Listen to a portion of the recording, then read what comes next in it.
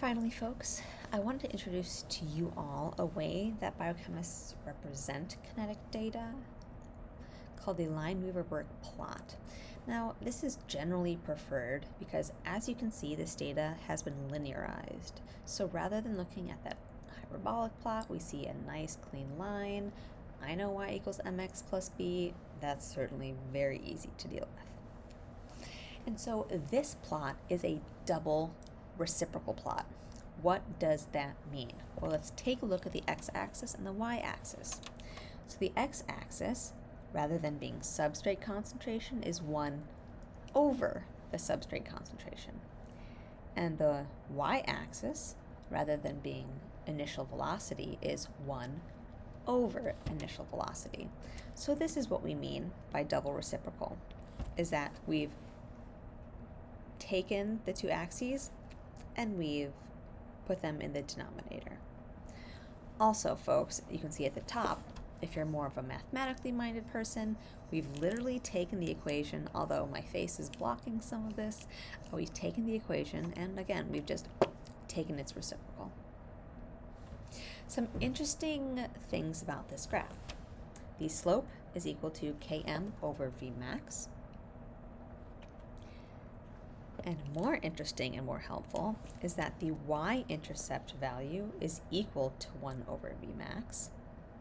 So if you know the value of the y-intercept, you would just take its reciprocal to determine what Vmax is.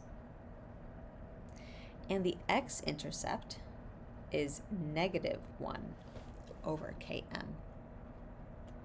So you take the value of the x-intercept and take its reciprocal to get Km.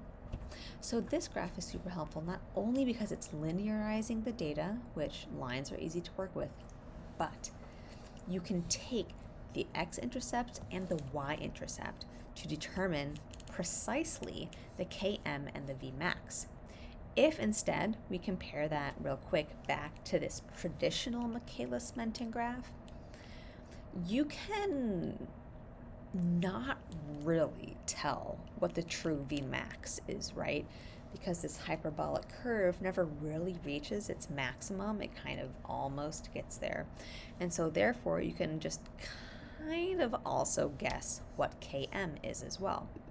That is not true for a Lineweaver-Burke plot. This is pretty explicit in telling us exactly what the Vmax and Km is if you just can do a little bit of math and check out the x-intercept and the y-intercept.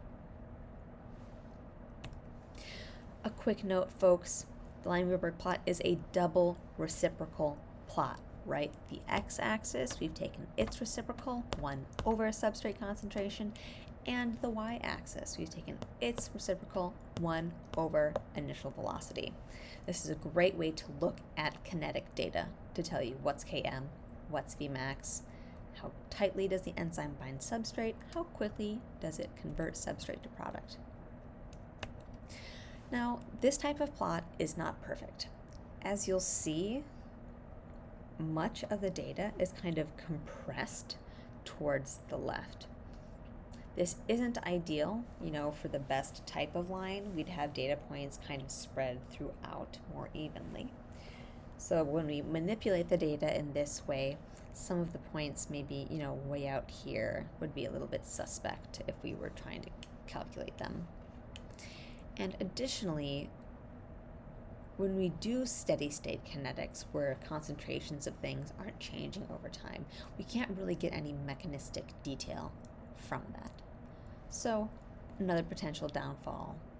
But if you're just looking to determine your Km, Michaelis-Menten is a great way to go. That's all for the day, folks. Our final introduction to enzyme kinetics. We talked about Michaelis-Menten kinetics and some of the setup information on how to make it work in the first place. Then we learned some new constants. We talked about Vmax. We talked about Km. We learned about Kcat and how Kcat and Km can be used for catalytic efficiency, which is a great way to compare enzymes. And then finally, we learned Lineweaver-Burke is a good way to kind of linearize data and take a easier look at some of the constants we get from Michaelis-Menten. With that, I'll leave you with this cat meme, although we really didn't do much math today, did we?